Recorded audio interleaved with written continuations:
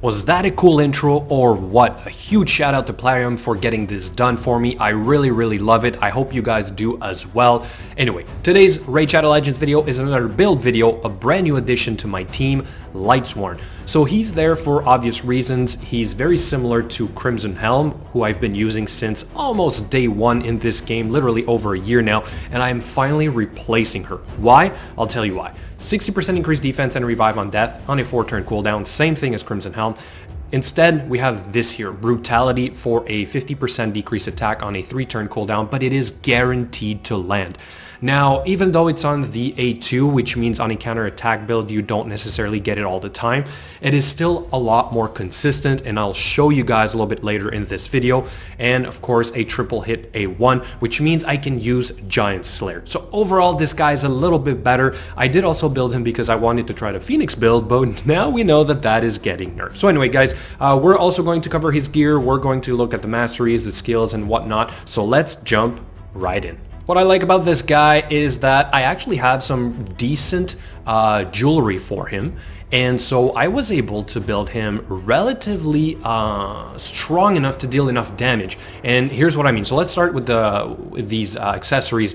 Accuracy banner with 2 rolls on defense percent. Okay, this is huge, and it's a 6-star, so once I finish this, it'll pump up the accuracy a little bit more. But for Nightmare, I don't exactly need it so far. I've rarely seen the debuff getting resisted. I think you always have a 95% chance anyway, so there's this small chance that it does happen that it won't land, but still, right now this is good. But like I said, that banner is absolutely fantastic for him. Then we've got a flat defense amulet with some crit damage. Now, once I finish his gear, or perhaps I finish his ring or the shield, I may try and change this for a crit damage amulet, so that I can have more crit damage and deal yet even more damage.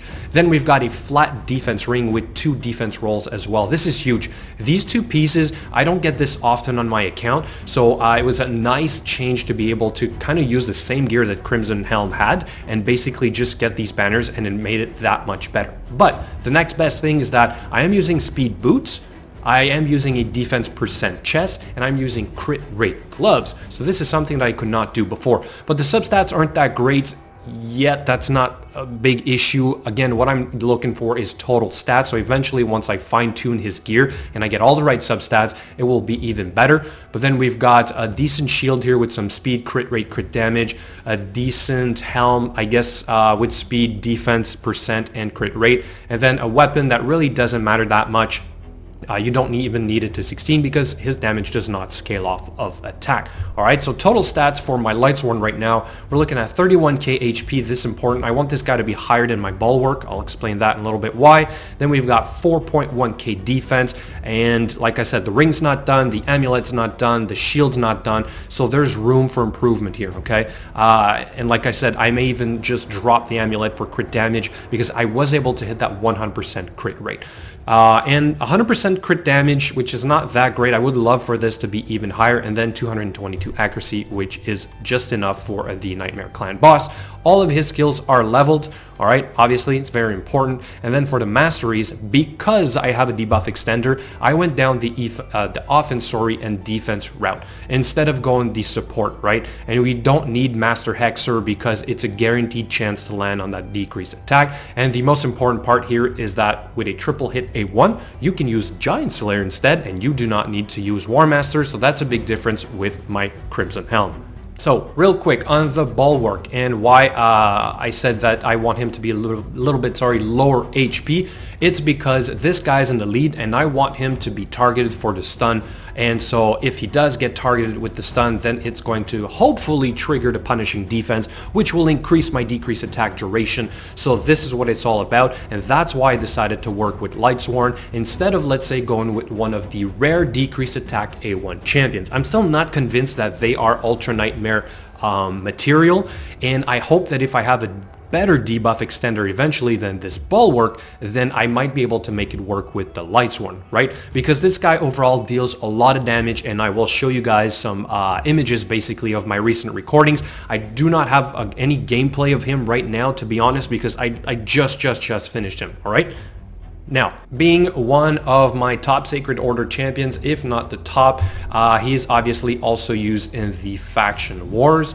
My Faction Wars team for Sacred Order kind of is using whatever I have left over, so I think I still have my old Attell in there, but he's now basically my top Sacred Order champion, and that's another reason why I built him, is because I felt that it would help my Sacred Order Faction Wars team, and slowly but surely I'm trying to pick the best champions that I have for each faction and trying to slowly build it. I don't know if I'll ever complete this, but still, it is a somewhat of a work in progress. Clan Boss, so today, I had 2 runs on the Nightmare and it's been very consistent. I now am not at risk of being a 3-key day, right? It's always 2 keys now, which means that gives me an extra key to spend on the Brutal, and most likely I'll have then that other extra key to spend on the Hard. So this is overall a good, like, it's not a huge change, but it does make a difference because it means I get 2 chests from the Nightmare, 1 from the Brutal, sometimes 2 depending on how good our clan is performing that day, and then sometimes even another one from here. All right, so this is probably the best setup you can get for having a Nightmare team. Eventually, if I go to an Ultra Nightmare, I'm going to basically just transition to 2 chests Ultra Nightmare, hopefully 1 or 2 from Nightmare if possible, then 1 from Brutal, right? But for now, it's still a Nightmare build, and here's basically the results for you guys, okay? And I'll explain what's going on. So this was the previous build with the Crimson Helm. I don't know if you guys can see this right now, but look, okay, look at her damage. 1.9 million damage, right? And so I felt like this could use a lot of improvement, and then look at the time and look at the total damage, right? Now look at this guy in action, a lot longer, way more damage. He wasn't even finished when I did this run. It wasn't even from today. But basically, this is sort of what I'm expecting now from my team. I also even tried it with the, who's this guy? The Steel Skull, right? It was a little bit less. He dealt a little bit more damage because we're getting more increased defense, okay, from between these 2. But I still feel like the Occult Brawler has a better damage potential, and the run really didn't last that much longer with the Steel Skull. He just doesn't perform well enough with a debuff extender like Bulwark. You really need somebody like a Septimus or a Vizier for Steel Skull to shine as a dedicated poisoner. And then here's was basically, sorry, an old run where I tried, this was the old Hell Hades suggestion where I go with my Rosin, Crimson Helm, Steel Skull, and Occult Brawler. So I may try this again in the near future, but instead of having Crimson Helm, we are going to have the Lightsworn. Yet I doubt it's going to perform better because it's not a decrease attack A1 like I said before, okay? And then Skull Crusher won't be able to really benefit the Lightsworn because we're always going to have to wait for that Brutality skill to be back up, all right? So Great Hall bonuses, obviously they do affect the stats, so we need to factor that in.